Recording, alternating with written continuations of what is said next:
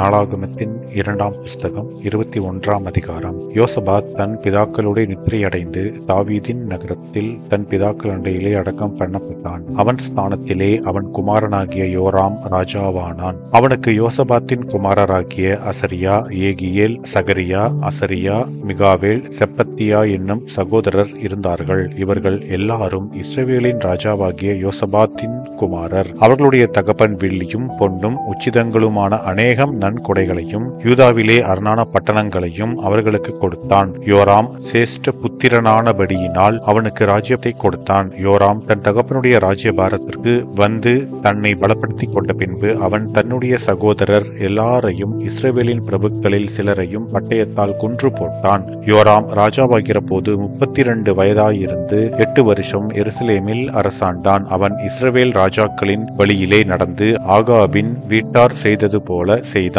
ஆகாபின் குமாரத்தி அவனுக்கு மனைவியாயிருந்தாள். அவன் கர்த்தரின் பார்வைக்கு பொல்லாப்பானதை செய்தான். கர்த்தர் தாவீதுக்கும் அவன் குமாரருக்கும் என்றென்றைக்கும் ஒரு விளக்கை கட்டளையிடுவேன் என்று சொல்லி அவனோடே பண்ணின உடன்படிக்கை நிமித்தம் தாவீதின் வம்சத்தை அழிக்க சித்தமில்லாதிருந்தார். அவன் நாட்களில் யூதாவுடைய கையின் கீழ் இருந்த ஏதோமியர் கலகம் பண்ணி தங்களுக்கு ஒரு ராஜாவை ஏற்படுத்தி கொண்டார்கள். அதனால் யோராம் தன் பிரபுக்களோடும் தன் சகல ரதங்களோடும் புறப்பட்டு போனான். அவன் ராத்திரியில் எழுந்திருந்து தன்னை வளைந்து கொண்ட ஏதோமியரையும் ரதங்களின் தலைவரையும் முறிய அடித்தான். ஆகிலும் யூதாவுடைய கையின் கீழ் இருந்த ஏதோமியர் இந்நாள் வரைக்கும் இருக்கிறது போல கலகம் பண்ணி பிரிந்தார்கள். அவன் தன் பிதாக்களின் தேவனாகிய கர்த்தரை விட்டபடியினால் அக்காலத்திலே லிப்னா பட்டணத்தாரும் கலகம் பண்ணினார்கள். அவன் யூதாவுடைய மலைகளின் மேல் மேடைகளை உண்டாக்கி எருசலேமின் குடிகளை சோரம் போக பண்ணி யூதாவையும் அதற்கு ஏவி விட்டான். அப்பொழுது தீர்க்கதரிசியாகிய எலியா எழுதின ஒரு நிருபம் அவனிடத்திற்கு வந்தது.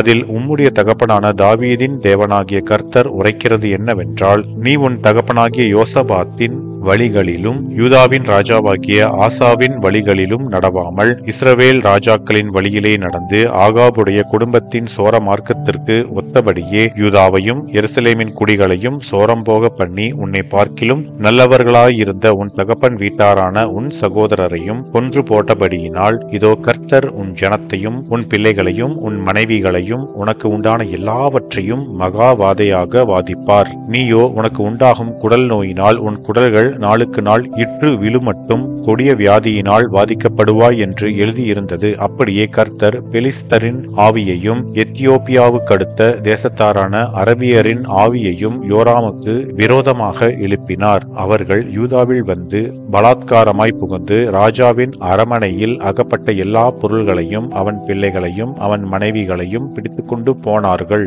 யோவாகாஸ் என்னும் அவன் குமாரரில் இளையவனை அல்லாமல் ஒரு குமாரனும் அவனுக்கு மீதியாக வைக்கப்படவில்லை. இவைகள் எல்லாவற்றிற்கும் பிற்பாடு கர்த்தர் அவன் குடல்களில் உண்டான தீராத நோயினால் அவனை வாதித்தார். அப்படி நாளுக்கு நாள் இருந்து 2 வருஷம் முடிகிற காலத்தில் அவனுக்கு உண்டான நோயினால் அவன் குடல்கள் சரிந்து கொடிய வியாதியினால் செத்து போனான். அவனுடைய பிதாக்களுக்காக கந்த வர்க்கங்களை கொளுத்தினது போல் அவனுடைய ஜனங்கள் அவனுக்காக கொளுத்தவில்லை. அவன் ராஜாவாகிற போது 32 வயதாயிருந்து 8 வருஷம் எருசலேமில் அரசாண்டு விரும்புவார் இல்லாமல் இறந்து போனான். அவனை தாவீதின் நகரத்தில் அடக்கம் பண்ணினார்கள். ஆனாலும் ராஜாக்களின் கல்லறைகளில் அவனை வைக்கவில்லை என்பதே.